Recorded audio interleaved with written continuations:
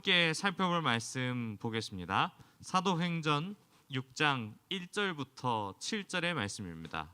사도행전 6장 1절에서 7절 말씀입니다. 지금 온라인으로는 제가 보기에는 10명의 친구들이 예배를 드리고 있는 것으로 보여지는데요. 여기에 선생님이 나가시면 과연 몇 명의 친구들이 온라인 예배를 실시간으로 드리고 있을지 참담한 마음을 금치 않습니다. 여러분들 어서 일어나서 함께 예배했으면 좋겠습니다. 자, 사도행전 6장 1절에서 7절 말씀입니다. 자, 함께 읽겠습니다. 시작. 그때에 제사가 더 많아졌는데 헬라파 유대인들이 자기의 과부들이 매일 구제에 빠짐으로 히르브리파 사람을 원망하니 12 사도가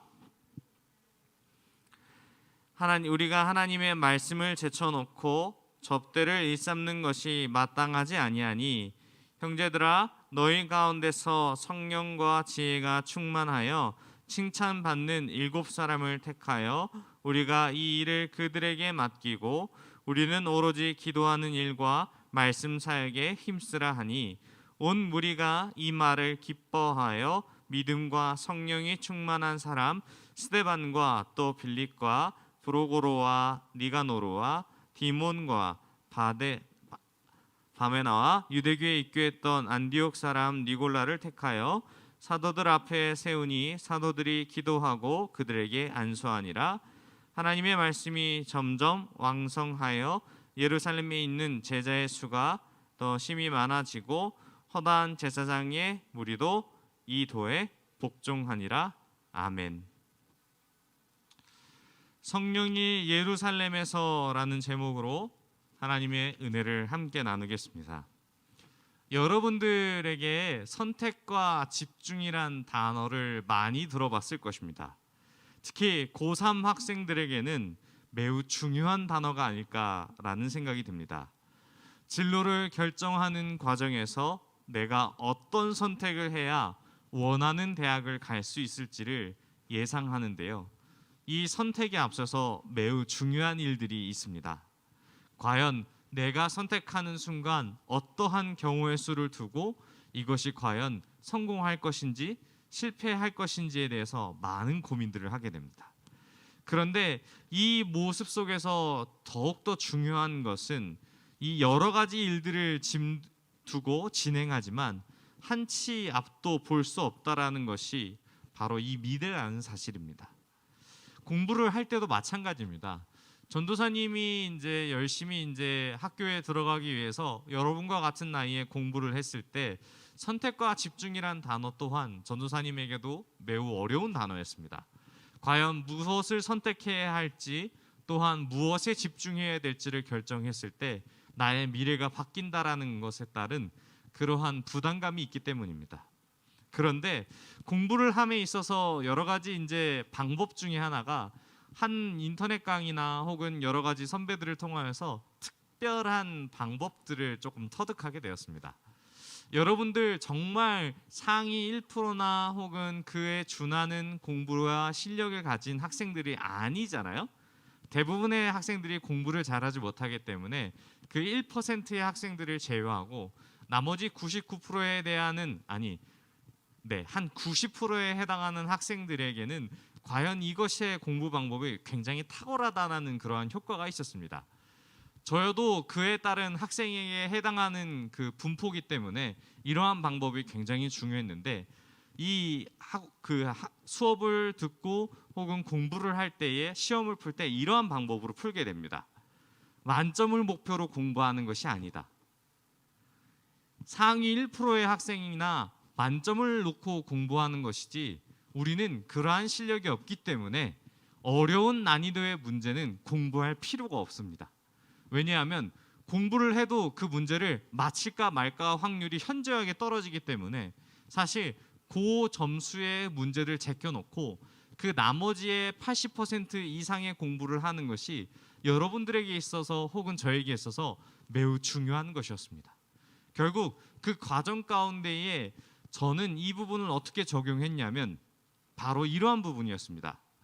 제가 상위 10% 안에 들어가서 온갖 그 점수를 해당하는 공부를 할 수 없기 때문에 저는 레벨이 낮은 문제를 틀리지 않는 방법을 통하여서 점수를 천천히 올려나갔습니다. 그 결과 굉장히 이 방법이 잘 선택되어서 좋은 결과가 나왔던 기억이 있습니다. 그렇다면 성경을 바라보는 사람들에게 이 선택과 집중이라는 단어는 어떤 의미일까요? 그것은 선택과 집중에 앞서서 먼저 그 문제가 근간되어야 될, 해결되어야 될, 선행되어야 될 문제가 있습니다. 바로 그것이 무엇이냐면 방향성이라는 것입니다. 자, 선택에 있어서 어떠한 방향으로 이것을 선택하고 어떠한 방향으로서 이것을 집중해야 되는지를 알게 된다는 사실입니다. 자, 말씀을 살펴보기에 앞서서 여러 가지 이 경우의 수를 성경 안에서 한번 찾아보도록 하겠습니다. 예수님께서 이 땅 가운데 모든 사역을 마무리하신 후 승천하셨고, 그리고 성령이 임하셨습니다. 그리고 복음을 전할 때마다 믿는 자의 수가 폭발적으로 늘어났으며, 폭발적으로 이 늘어난 사람으로 말미암아 이 질서 없이 일을 하다 보니 문제가 많이 생기게 되었습니다. 이 본문에 대한 말씀을 살펴보면 예루살렘 교회 내에서 두 부류의 유대인이 존재했다라는 사실을 깨닫게 됩니다. 먼저 1절 말씀을 띄워주실까요? 우리가 1절 말씀을 함께 읽어보도록 하겠습니다. 시작. 그때에 제자가 더 많아졌는데 헬라파 유대인들이 자기의 과부들이 매일의 구제에 빠짐으로 히브리파 사람을 원망하니. 아멘. 이 말씀 가운데에 두 가지의 사람들이 부류가 나타납니다.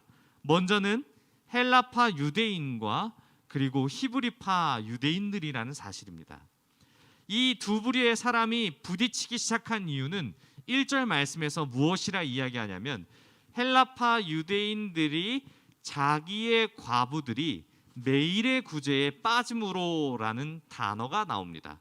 이 말씀 가운데 이 두 부류의 사람들이 이렇게 원망하기 시작한 것은 맞습니다. 헬라파 유대인의 과부들이 매일의 구제에서 제외되기 때문에 그렇습니다. 자, 사도행전 4장 35절의 말씀을 따라 이 구제라는 것을 생각해 보면 단순히 어려운 사람을 돕는 것뿐만 아니라 각 사람의 필요에 따라 나눠주는 복지와 같은 사업을 이것을 구제라고 정의합니다. 그래서 믿는 자의 수가 늘어날 때 또한 경제적으로 어려운 사람의 수도 늘어났기 때문에 이것의 우선순위와 일에 대한 처리의 분배에 따라서 여러 가지 문제가 생기게 된 것입니다. 이 단어의 가운데 매일의 구제란 단어를 더욱더 살펴보면 하루에 한 끼조차 강담하기 어려운 사람들에게 교회에서 매일 나눠주는 음식이나 금전을 지원하는 이것을 매일의 구제라고 이야기했는데요. 2절 말씀에서는 이 구제를 무엇이라 이야기하냐면 접대라는 용어를 써서 표현합니다. 그렇다면 이 매일의 구제를 하기 위해서는 여러 가지 돈이 필요한데 이 한정된 돈으로서 많은 사람을 섬기는데 우선순위에 해당되는 사람들의 배치가 되다 보니까 상대적으로 헬라파 유대인들의 과부가 제외되기 시작한 것입니다. 왜 그러냐면 지금 있는 곳이 바로 히브리인들이 다수가 거주하고 있는 예루살렘이기 때문에 그렇습니다. 이 헬라파 유대인들은 이 원망하는 이유가 자신의 타 지역에서 왔다라는 부분에서 소외된다라는 개념을 잘 이해합니다. 쉽게 이야기하면 로마의 핍박과 박해로 인해서 예루살렘과 이스라엘에 머무르는 것이 아니라 이 타국에서 머물고 생활하던 이 헬라파 유대인들이 이 마지막 자신이 모든 것을 잃고 과부가 되어서 예루살렘에 돌아와서 내 고향 땅에서 하나님께 예배하면서 여생을 마치겠다라고 하는 사람들이 계속적으로 늘어났습니다. 그런데 아무래도 팔은 안으로 굽는다고 해서 이것이 먼저 히브리파 유대인들에게 선행되다 보니까 상대적으로 소외된 것이죠. 이 상대적으로 돌봐줄 가족이나 친척이 없어 외국에서 성지로 온 이 사람들에게 사실은 히브리파 사람들보다 형편이 훨씬 더 어려웠죠. 그래서 이 매일의 구제에 이 헬라파 유대인들의 과부들이 빠지기 시작하면 하루 먹을 양식을 공급받지 못하기 때문에 이 히브리파 과부들을 상대적으로 원망할 수밖에 없는 것입니다. 그래서 이 말을 듣고 이 문제를 처리하기 위해서 사도들은 온 교회의 사람들을 소집하기 시작합니다. 그것이 2절 말씀에 기록되어 있습니다.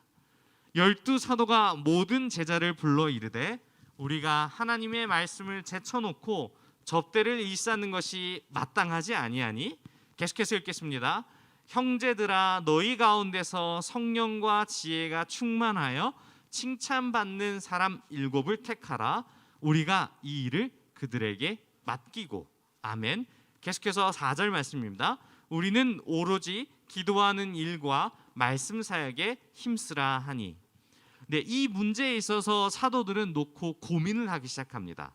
무엇이냐면 이 구제와 매일의 구제를 하는 데 있어서 너무나도 많은 심력을 쏟기 때문에 상대적으로 사도들이 해야 될 일들이 너무나도 많았습니다.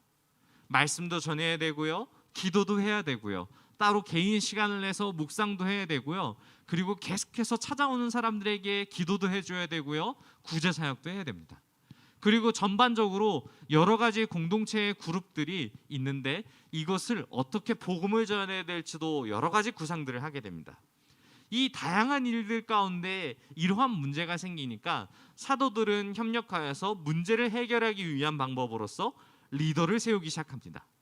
근데 이 방법이 과연 이때 처음 세워진 것이 아닙니다.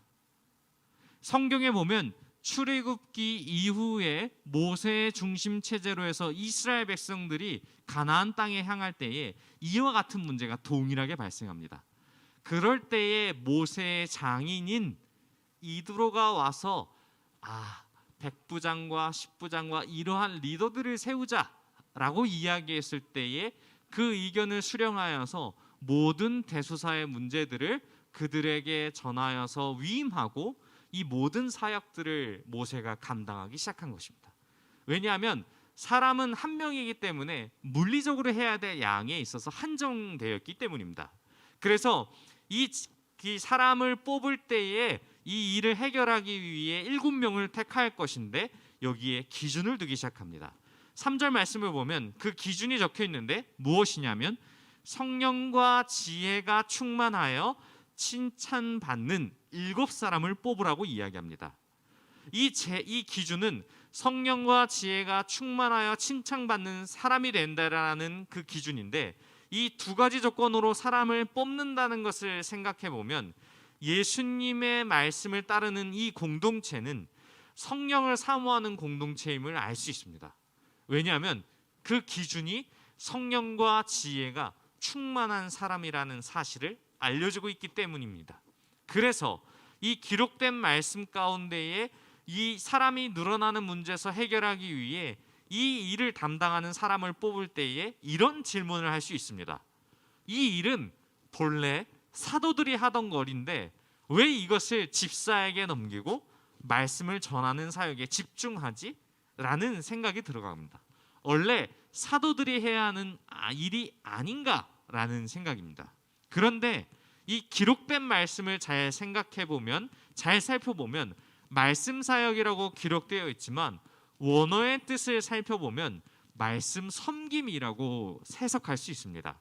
그렇다면 이 매일의 구제에 사용되었던 단어와 이 섬김이라는 사역은 같은 단어입니다.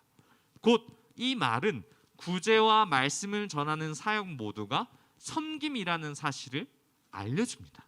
쉽게 이야기하면 구제는 그들이 음식을 먹지 못해 육적인 생활을 하는 데 있어서 어려움을 겪기 때문에 그들을 섬긴다라는 의미고, 또한 말씀으로서 섬긴다는 것은 그들이 영적인 음식을 먹기 위해서 이 사도들이 섬긴다라는 것을 이해합니다.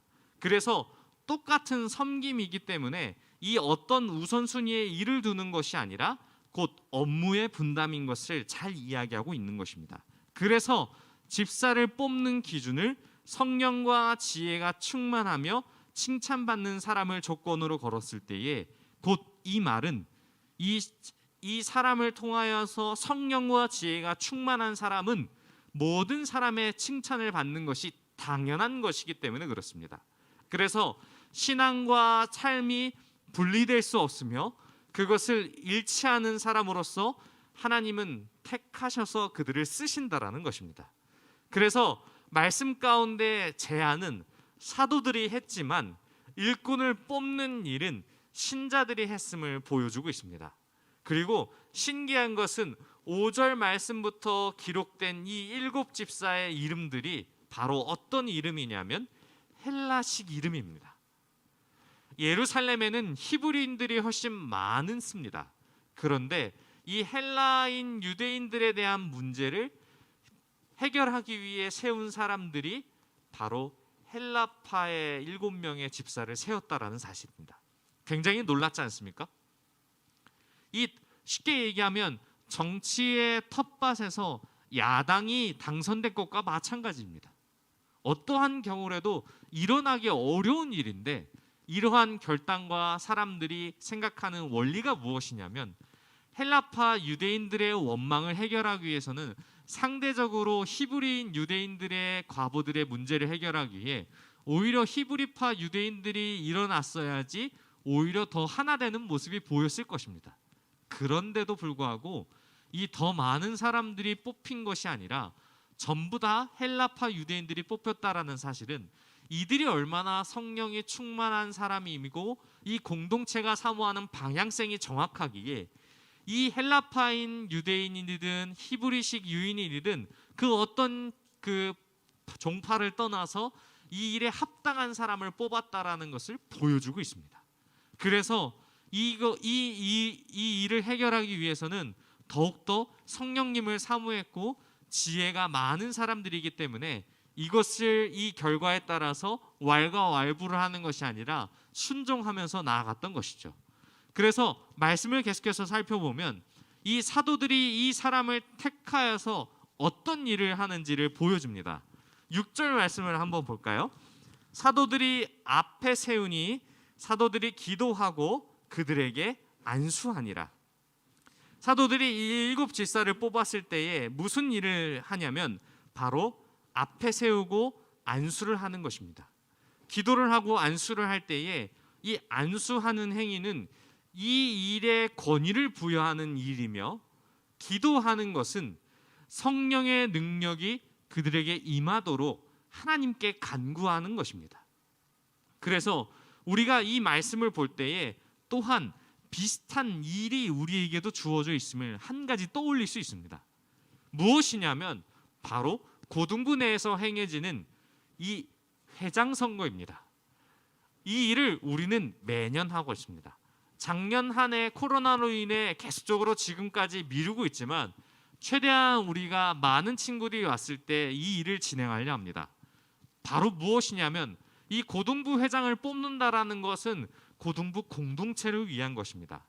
매년 고2 학생을 대상하여 한정하는 이유는 이 공동체를 위해 더욱 성령의 공동체가 되도록 기도하고 타의 모범이 되어서 예배에 참여하며 서로 인정하고 칭찬하지 않는다면 어떠한 후보든지 이 올려서 뽑혀 올라가지도 않을 것입니다. 사랑하는 고등부 여러분, 대부분 공동체에 왜 이런 분산과 여러 가지 일을 맡기는 것을 사람을 세우는지 아십니까? 그 목적은 바로 7절 말씀에 있습니다. 무엇이냐면 하나님의 말씀이 왕성해지는 것에 있으며 제자를 더욱 많이 세우고자 하는 부분에 있습니다. 그 목적은 편하려고만 하는 것이 아니라 하나님의 일을 어떻게 하면 더 잘할 수 있을지를 생각하는 것입니다. 도리어 우리가 이 일에 대해 여러분들을 세우는 것이 아니라 선생님들을 세웠을 경우 일을 더 잘하십니다. 인생의 경험도 많고 이 일을 맡으면 누구보다 더 잘할지 잘 알고 있습니다. 하지만 이런 부분에 있어서 여러분들을 계속 세워가는 일은 이 일의 효율이 목적이 아니라 그것에 대한 방향성의 목적을 두고 있기 때문에 그렇습니다. 만약 이 갈등이 해결되지 않았으면 계속해서 이 문제는 성경 안에서 논쟁거리로 문제가 불거져 왔을 것입니다. 사랑하는 성도 여러분, 사랑하는 우리 고등부 여러분, 오늘 말씀을 여러분 삶에 적용해 본다면 고등부 안에서 공동체라는 사실에 내가 할 수 있는 역할이 무엇인지를 고민해 보았으면 좋겠습니다. 그리고 참 신앙은 무엇이냐면 관망하고 어떻게 피해가는 것이 아니라 하나님 나라의 역사 안에서 참여하는 것이 정말로 참 신앙인 것입니다. 하나님 나라 안에서 내 삶의 역할과 배역을 찾는 것이 무엇보다 중요합니다. 그렇기에 오늘 들은 말씀과 우리에게 주시는 것이 무엇이냐면 내가 할 수 있는 일이, 내가 이 공동체를 위해서 할 수 있는 일이 무엇인지를 고민해 봤으면 좋겠습니다. 오랜 기간 하나님의 말씀을 듣지 못하는 친구에게 전화 한 통화와 우리 함께 고등부 예배로 나아가자, 혹은 우리가 수련회 가운데 함께 동참하자, 그리고 생각나는 그 친구를 향하여서 하나님 복음 안에 들어올 수 있도록, 성령의 공동체 안으로 들어올 수 있도록 우리가 함께 모여 기도하자. 그것이 여러분들의 삶에 드러났을 때에 이 공동체는, 이 성령의 공동체인 이 고등부는 말씀이 흥황하여 왕성하여 더욱더 믿는 자의 수가 늘어나는 그러한 공동체가 될 것입니다. 오늘 말씀을 기억하시어 다시 한 번 더 생각해 봤으면 좋겠습니다. 하나님 아버지, 우리 안에 무엇의 역할이 필요한지, 그리고 우리 안에서 어떠한 역할로서 나를 사용하시는지를 다시 한번 생각하며 듣는 하나님의 말씀을 듣고 나누며 나아가는 성령의 공동체가 되는 고등부가 되시길 소망합니다. 우리 들은 말씀을 생각하며 함께 기도하겠습니다. 하나님 아버지, 우리 안에 역사하시는 그 성령의 공동체가 우리의 공동체가 되길 소망합니다. 7 집사를 택하여서 하나님 이 모든 분쟁과 여러 가지 문제들을 해결하셨고, 또한 더욱더 하나님의 말씀에 각자의 역할에 따라 서로 선행하여서 함께 선을 이루어서 협력하는 그 일을 우리가 감당케 해달라고, 우리 안에 더욱더 서로를 품고 서로를 위해 기도하는 목적과 방향성을 두며 나아가는 우리 고등부가 되게 해달라고 우리 들은 말씀을 생각하며 주여 한번 부르시고 통성으로 기도하겠습니다. 주여.